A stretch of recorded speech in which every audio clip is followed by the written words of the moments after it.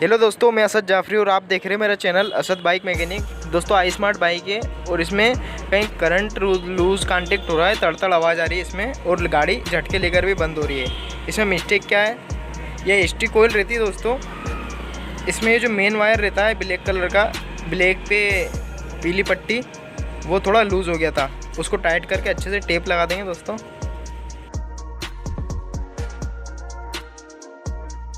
और ये जो लूज़ कांटेक्ट हो रहा था दोस्तों, इससे हमारी एसटी कोयल भी शॉर्ट हो जाती।